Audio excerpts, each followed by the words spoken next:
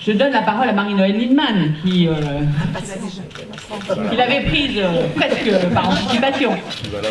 C'est comme le pouvoir, il faut le prendre. Voilà. Donc, d'abord,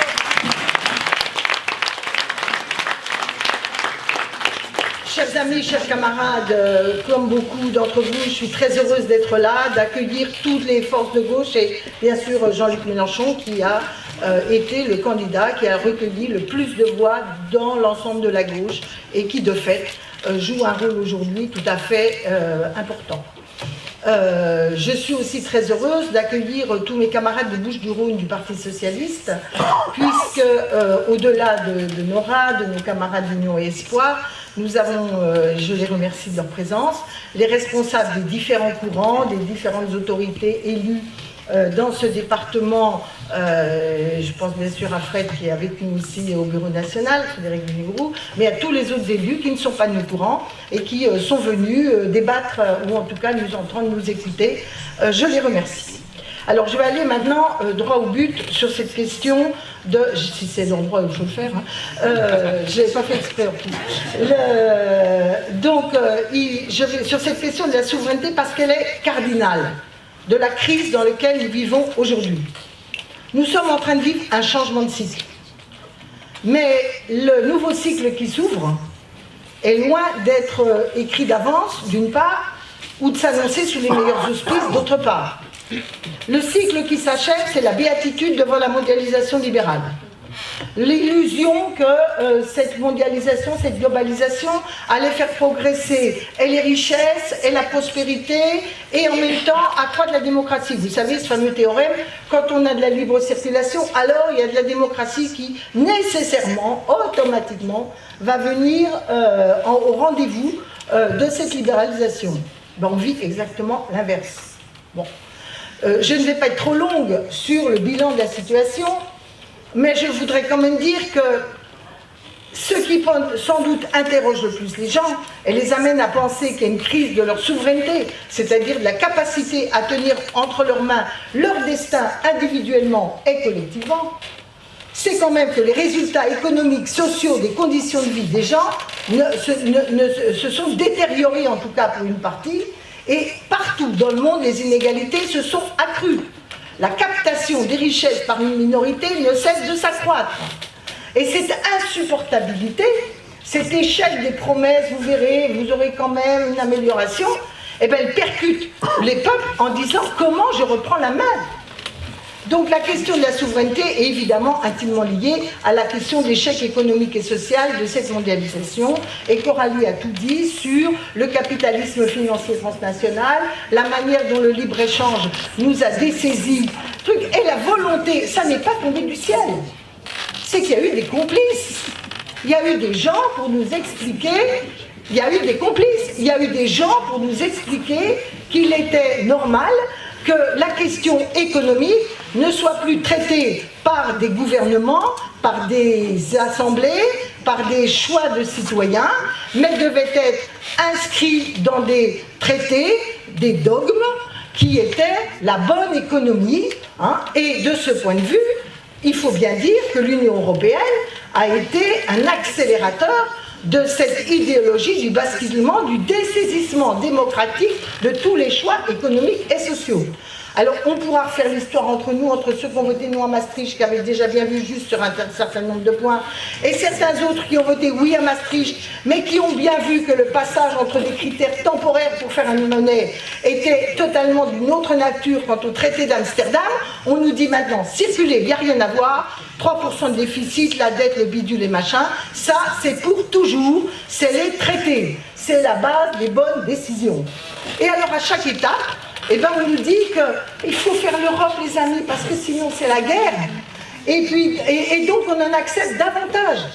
À chaque étape, en tout cas depuis ce moment-là, et déjà un peu avant, nous avons toujours dit, à force de ne pas réorienter la construction européenne en redonnant de la souveraineté au peuple, qu'elle soit une articulation entre les souverainetés nationales et une éventuelle émergence d'une souveraineté européenne, à force de contourner cette question de la souveraineté, du choix des peuples et de la démocratie, d'autonomiser la sphère économique et financière, vous allez la tuer, l'Europe. Et c'est ce qu'ils sont en train de faire. Moi, je n'accepte pas les leçons de ceux qui nous ont emmenés dans le mur. Aujourd'hui, voire partout en Europe, les théories fascisantes identitaires reprendre pied sur un continent qui aurait dû être vacciné au regard de ce qu'il a vécu, nous donner des leçons aujourd'hui pour nous dire que nous, quand on dit qu'on ne peut plus continuer comme ça, qu'il faut partir sur de nouvelles bases, on serait des anti-européens. Et bien,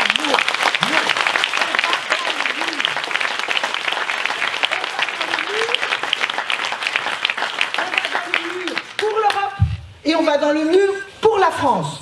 Parce que dans ce jeu-là, il y en a qui dominent et il y en a qui trinquent. Et vous pouvez observer qu'au sein de l'Union européenne, la grande masse des peuples trinquent pendant qu'une petite minorité domine.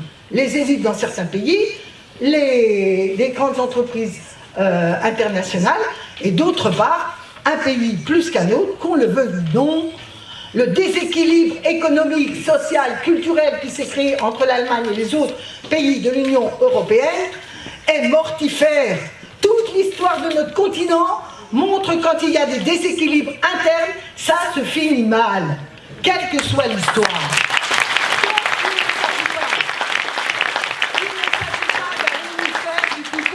On ne demande pas de tout faire péter, on veut justement rééquilibrer, repartir sur de nouvelles bases. Et de ce point de vue, je crois que nos peuples l'ont compris. Le drame, c'est que chaque fois qu'ils se sont exprimés, on n'a pas voulu l'entendre. Et moi, je lui dis tout net, la social-démocratie européenne et les partis socialistes français, au sein duquel j'ai milité pour essayer de convaincre depuis des années, à chaque fois n'a pas voulu entendre, et parfois même, récemment, avec François Hollande, a trahi sa parole. On n'a pas voulu entendre.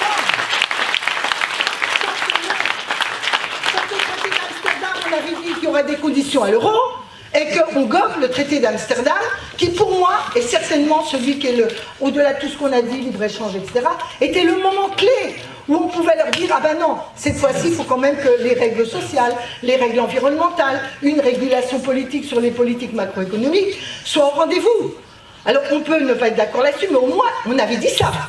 On ne l'a pas fait. Arrive la Constitution. Et là, on fait voter nos militants, et on nous dit maintenant, je ne veux voir qu'une seule tête. On est disciplinés, un parti, c'était quasiment le parti stalinien. Hein. On est disciplinés, tous d'accord.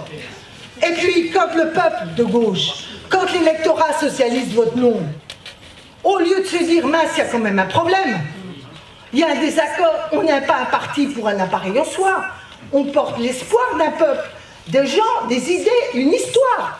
Au lieu de se dire, là, on devrait quand même un peu réfléchir ensemble à comment on sort de ce gros clivage entre le peuple et nous. Eh ben non, vous n'avez qu'à être discipliné, on a raison, vous verrez, demain sera mieux qu'aujourd'hui, et tous les jours c'est un peu pire.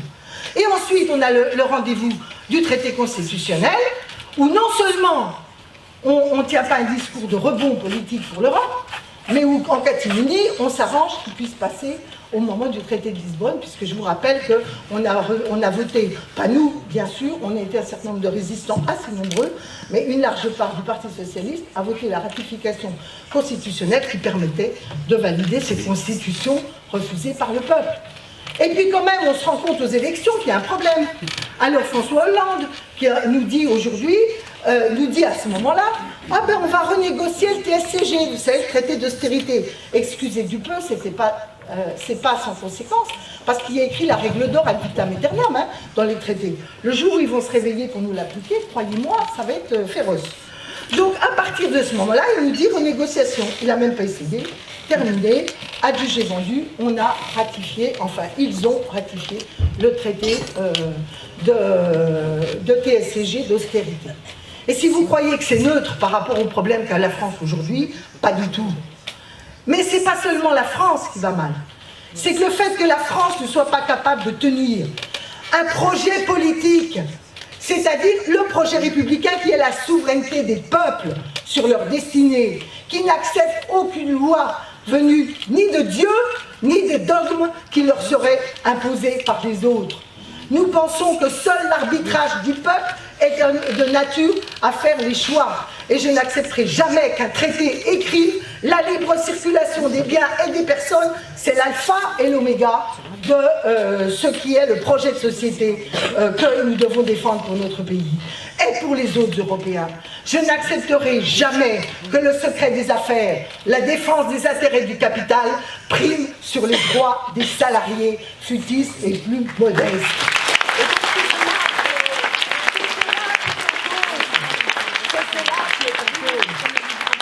Et donc je le dis tout net, au moins on pourrait tirer des leçons de tout cela. Au moins quand on est socialiste, puisque moi je suis socialiste, au moins quand on est socialiste, on pourrait dire maintenant ça suffit, il faut changer de cap, il faut changer de méthode, il faut retrouver le chemin de ce qui est notre idéal. Parce que les mêmes, là, vous les connaissez, ils sont tous mendésistes. Oui, Pierre Mendès France, on les aime pas trop François Mitterrand pour une partie d'entre eux, parce que quand même il a fait l'union de la gauche, il a nationalisé des banques, etc. Donc il n'est pas forcément d'une bonne fréquentation pour un certain nombre de camarades. Mais alors Pierre Mendès France, alors là, c'est l'idole. Eh bien, je vais vous dire, Pierre Mendès France avait vu juste.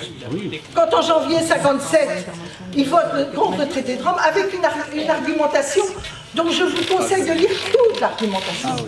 Il écrit que la France va avoir un déficit commercial durable et qu'il aura du mal à s'en remettre, avant même l'euro. Et il écrit toute une série de diagnostics qui, hélas, ne sont que confirmés dans les faits d'aujourd'hui. Mais je retiens cela pour conclure ce sujet sur l'état de la situation en Europe. L'abdication d'une démocratie peut prendre deux formes, soit le recours à une dictature interne par la remise de tous les pouvoirs à un homme providentiel, suivez mon regard, soit la délégation de ces pouvoirs à une autorité extérieure, laquelle, au nom de la technique, exercera en réalité la puissance politique, car au nom d'une saine économie, on en vient aisément à dicter la politique monétaire, budgétaire, sociale, finalement une politique, au sens le plus large du mot, national et international.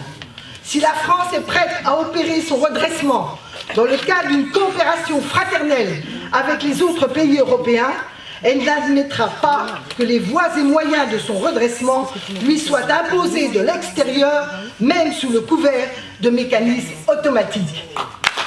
C'était en 1957, en 1957, alors tous ces madridistes étaient très bien se rappeler de cela. Mais la globalisation libérale, elle a pris bien sûr ce champ du libre-échange généralisé, de la liberté des capitaux, mais elle fait émerger de nouveaux pouvoirs puissants, qui captent non seulement les richesses, mais maintenant nos intimités, qui deviennent nos maîtres.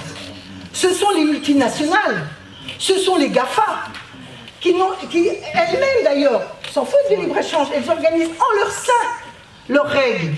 Elles s'exonèrent même du peu de règles au niveau international. Elles définissent leurs échanges entre eux, puisque c'est à l'intérieur de leur multinationale. Donc elles se sont totalement extraites des régulations. On a donc un combat majeur à engager avec eux, par tous les moyens. J'y viendrai après. Troisièmement, il y a une autre tendance de la situation en termes de souveraineté, c'est qu'ils n'aiment pas le peuple uni. Ils n'aiment pas des citoyens organisés collectivement. Le modèle libéral, c'est l'atomisation des individus qui basculent d'être des citoyens acteurs de destin collectif et individuel et deviennent des consommateurs, des homo economicus, qui d'ailleurs, il y a même des théories en disant vous avez plus de liberté avec un euro que vous n'en avez avec un bulletin de vote. Parce que vous pouvez choisir ce que vous voulez avec votre euro, et ça aura de l'influence, tandis que quand vous votez avec votre bulletin de vote, quand vous êtes minoritaire, vous ne servez à rien. Donc vous me direz, au PS, on nous dit ça aussi des fois. Donc à partir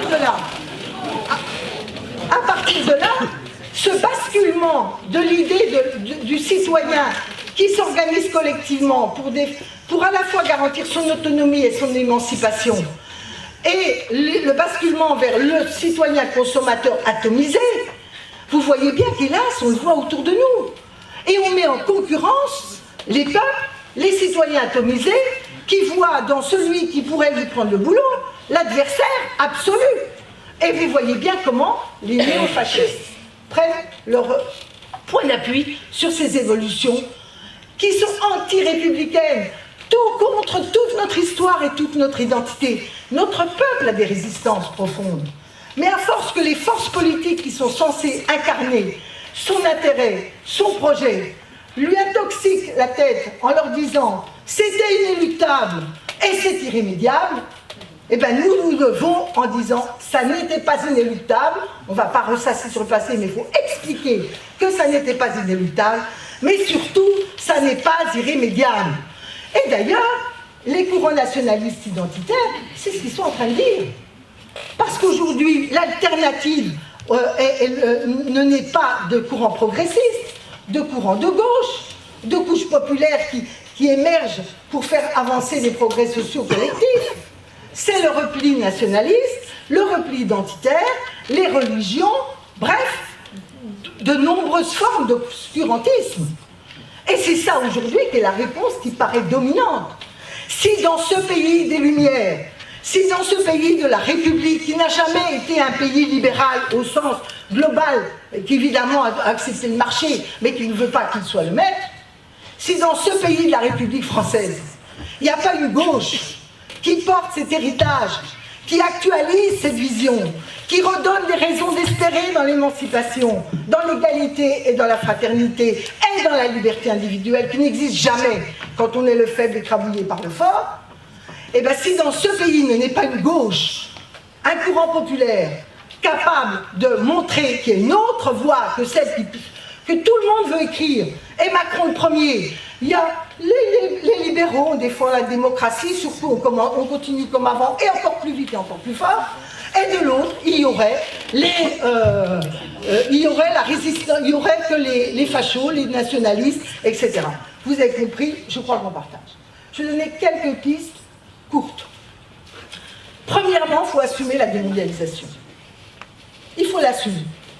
Et il y a des éléments concrets. Pourquoi la démondialisation? Parce que si on reste complètement pris à la gorge dans ces règles, sans retrouver des marges de manœuvre dans chacun de nos pays, moi je rêverais de le faire au niveau européen.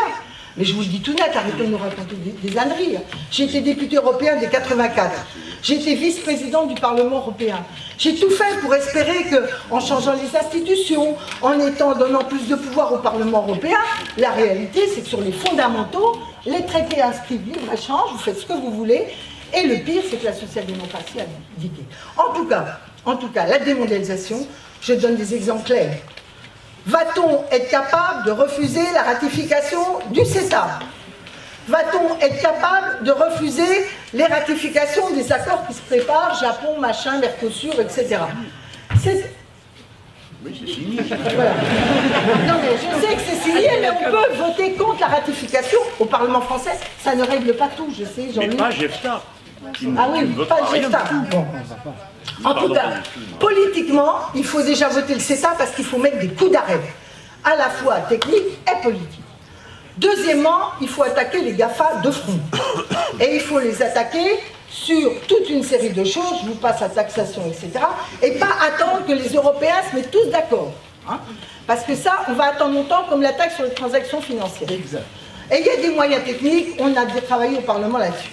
Troisièmement, il faut leur faire la guerre sur l'emprise qu'ils veulent avoir sur nos vies privées. Pas seulement avec des règles, parce qu'ils trouvent toujours des avocats, des machins pour contourner.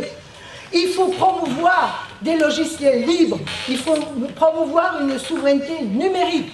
Bien sûr, ça ne va pas du jour au lendemain être complètement individuel.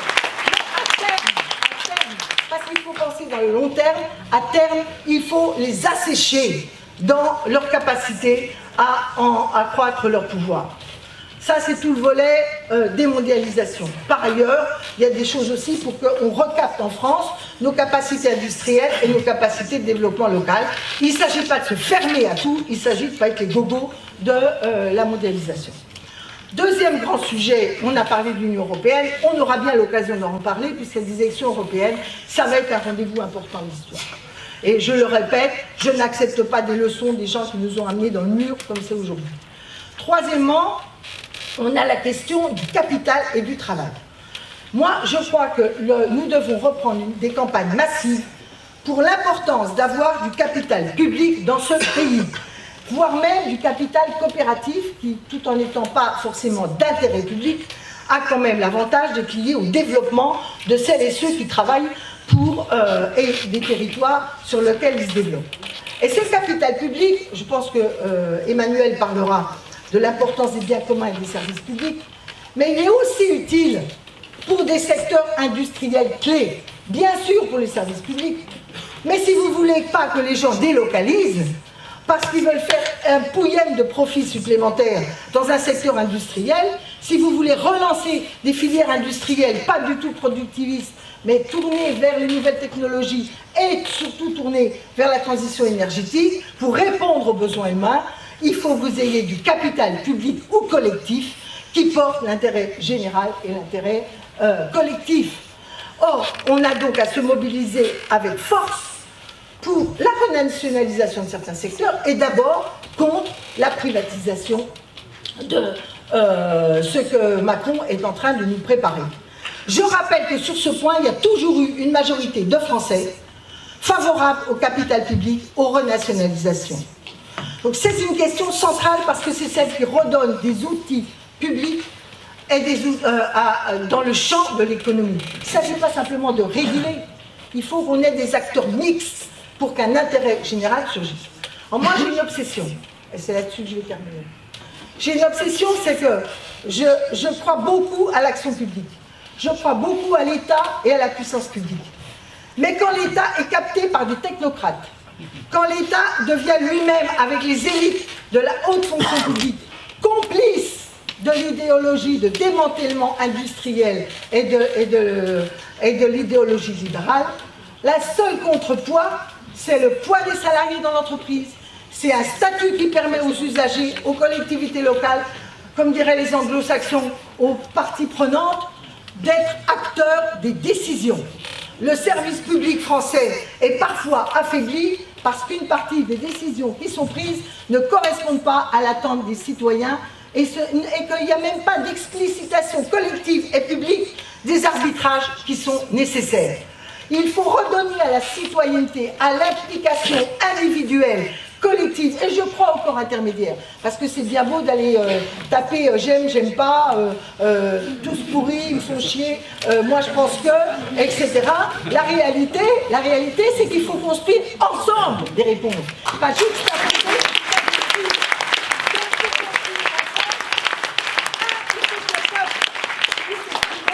il faut des corps intermédiaires, mais qui soient soucieux de ne pas essayer de capter leur point de vue au détriment de celui auquel le peuple aspire. Et je termine vraiment sur ce point. Il y a un problème institutionnel dans ce pays. Pour ceux qui me connaissent, ils savent que ce n'est pas d'hier que je pense qu'il faut une 6e République. En tout cas, il faut une nouvelle République avec deux piliers majeurs.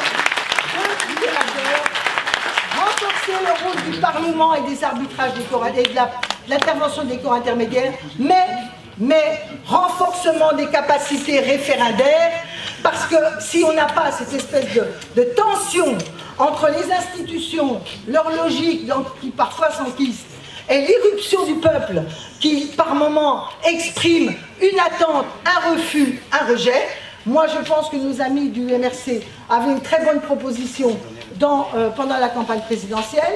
C'est une journée référendaire par an dans ce pays, avec d'un côté du référendum issu du Parlement ou de l'exécutif qui peut être amené à souhaiter un référendum, mais aussi l'irruption des fameux référendums d'initiative populaire qui sont un leurre aujourd'hui dans nos institutions.